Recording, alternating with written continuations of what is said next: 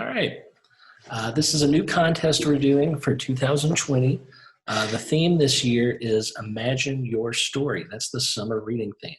And so, in that vein, we're doing a comic book contest where our teen patrons will be imagining their story. But before we get into that, let's talk a little bit about the art form of comic books to give you some inspiration and kind of cover the background. Comic books are a visual form of storytelling that pair images with text. They're often presented sequentially in panels, which are self-contained frames that tell one story beat. For example, one moment, one look, one establishing shot of the setting. Comic books allow for a lot of innovation and artistic expression with regard to storytelling. You have a lot of freedom to experiment with the space on each page in a way that filmmaking and other mediums can be a little bit restrictive. Some of the common elements of comics are panels and gutters. As I said, panel is a illustration on a page, usually surrounded by a border. A comic book page is made up of one or more panels, and each panel moves the story along by depicting an action with figures and speech bubbles. Now, the gutter is the space between the panels, and this is just as important.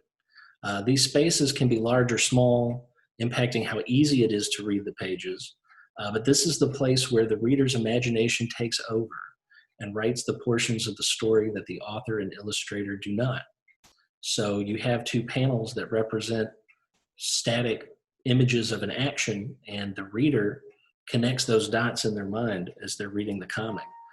In this image on the PowerPoint, this is a page from Understanding Comics by Scott McCloud, which is a great book.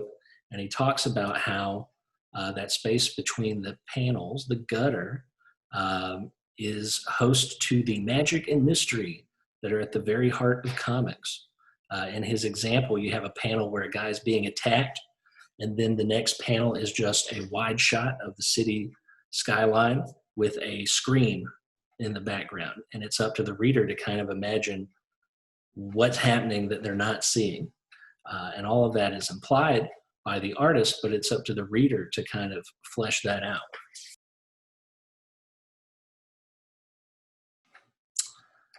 Moving on, the splash page. As you can see with this Captain America splash page, a splash is a full page illustration, which often is used at the beginning of the comic book to introduce the story and establish setting and mood. You can see in this one, this is giving you the name of the issue, and it's kind of setting the stage by showing the context for that issue. A spread is an illustration that is spread out over more than one page. It is commonly employed to dramatically portray the climax of a story. So a spread takes up the full 2 pages, and it's one giant image or tableau, and the effect of having it take up all that visual space instead of all the little panels is to drive home a dramatic moment. So splashes and spreads can be used to add a lot of dynamic weight to your storytelling. So let's talk about captions and speech bubbles. Now, a caption is a box that is separated from the rest of the panel, usually used to provide context for what's happening through the voice of a narrator. So you see here in the example, it's telling you when something's happening. It's telling you where something's happening. Another major element is the speech bubble. These contain the dialogue of the characters and inside the panel. Each balloon has a tail, which points to who's speaking the dialogue. So unlike captions, these are in-universe diegetic spoken words that are directly attributed to characters inside the scene. In terms of imagining your story, your comic book, some tips on how to get started, just kind of putting it together. Think of a short story idea that would work well visually. You want large, easy to define moments, larger than life characters, and a lot of dialogue. So after you think of your rough story idea, you want to work out the structure of your story. Think about the grand opening, the big plot points, the climax, and the resolution. What's going to happen in your story? What kicks it off? What do you want to have happen by the end of it? And what's going to be the major moment, the climax, the turning point in that story? Write brief personality profiles of your main characters. Who are they? What do they want? What are their strengths and weaknesses? Where do they start out and where do they end up at the end of your story? What central conflict do they all face and overcome? You don't have to really get into the weeds with your characters if you don't want to, but this is going to help you organize your thoughts, and it may help create ideas that you didn't have before. May stimulate ideas about, oh, this character could have this interaction with another character, or actually their motivations are kind of aligned. So that gives me an idea for another way the story could go. Lastly, think of extraordinary settings and strong, powerful emotions like love, death, anger, good and evil. How are these represented in your comic book? Similar to the initial tip about larger than life, visually oriented stories, themes like strong and powerful emotions or timeless ideas like good and evil, love and death are the most relatable for storytelling. And think about how those things tie into your comic, or how can you accentuate them, or how can you organize a focus towards those ideas. Now, in terms of our contest, which starts today, here's the rules, here's the specifics, and of course I will answer questions in the chat as well. This comic book contest is open to teens grades 6 through 12 specifically. All artwork, dialogues, and plot must be original, unpublished content, which means no plagiarism. But for our comic book contest, we're looking for original stories, ideas, and characters that haven't been published before and that certainly aren't trademarked. I've been asked about parody. Parody is a very huge genre, especially in comics. Think about Mad Magazine and stuff like that. So parody is fine as long as you're changing character names and, it's very clearly parody.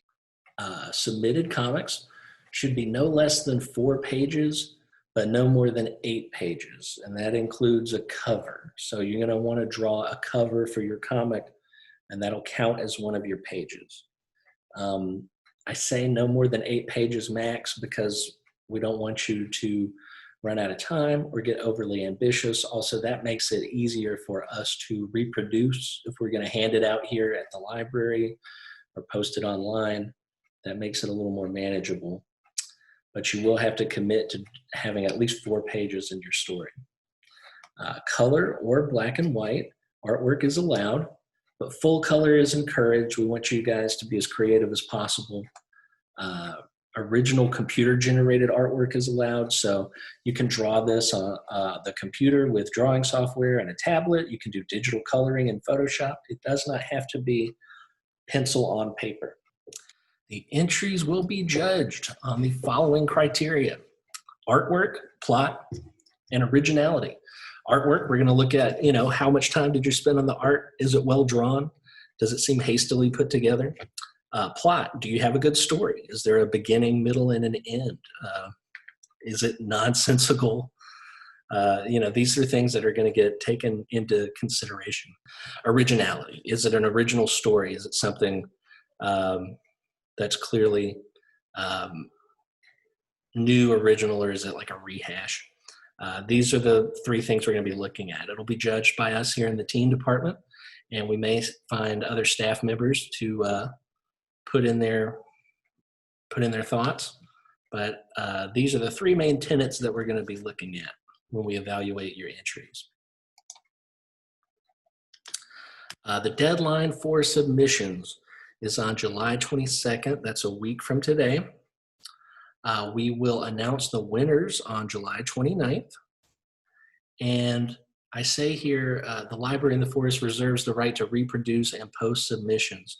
This is because we want to be able to share what our patrons create. We want to be able to put it up on the website, for example, or uh, share these comics here in the library, make copies of them uh, to promote future programs or to just share the talents of our patrons. So keep in mind that whatever you make will be seen online or shared within the library. Some resources.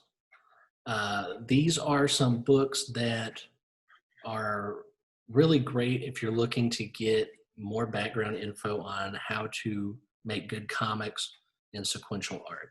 I referenced Scott McCloud earlier, but he is a prolific artist and instructor in sequential art. His landmark book is Understanding Comics, The Invisible Art, and it's required reading in a lot of art schools where they're doing sequential art and storytelling.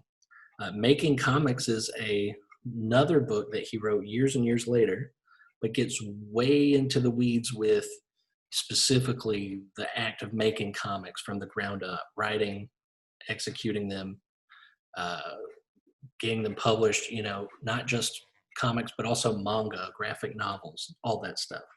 I love this book. It's full of amazing context and some really insightful instruction stuff, and I've read it a couple times. Um, Action Cartooning by Ben Caldwell. This is more of a drawing book. It teaches you how to draw comic book art. But I really love Ben Caldwell's style, and he has a lot of really good info in there about movement and action and how to represent that consistently. And then lastly, we have Graphic Storytelling by Will Eisner, who is a legendary comics artist. You may have heard of the Eisner Award, which is given to people in the comic book industry, and it's named after Will Eisner. It's an older book, but it's kind of timeless. So if you're really into this stuff, I recommend it. All these books can be found through the library system. You can get them through interlibrary loan. There you have it. Teen comic book contest. Like I said, everything's due in a week from now. Yeah, I'm looking forward to see what you create.